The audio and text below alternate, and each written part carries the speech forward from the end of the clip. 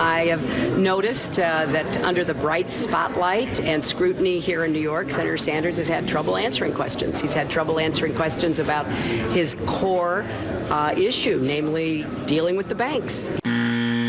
By what authority and how would you go about breaking up the largest financial institutions in the country? All right.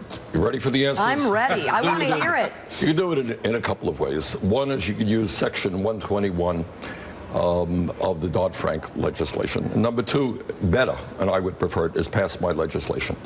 And with my legislation, the legislation that I've introduced says that the Secretary of the Treasury will have the authority to investigate and determine which banks pose systemic risk to our economy, i.e., if they are too big to fail, they could bring down a significant part of the economy, and then within a period of time, the Secretary can break them up.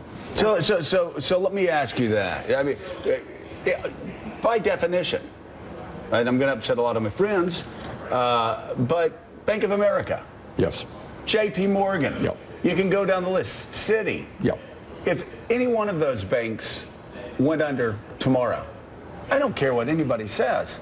We'd be bailing them out again. Yes. I don't care what the legislation says. Right. You've been there. Yep. I've been there. Of course. They stick a gun to your head and say you either vote yes or the entire economy collapses. That is exactly. Why are we still in that position 8 years after 2008? Why are you asking me that? This guy gave a better answer than I did. That's right. Now, why are we still in that position? And by the way, it's Joe, maddening. By the way, Joe, 3 out of the 4 large banks in this country today are bigger than they were when we bailed them out because they were too big to fail. So that's point number one.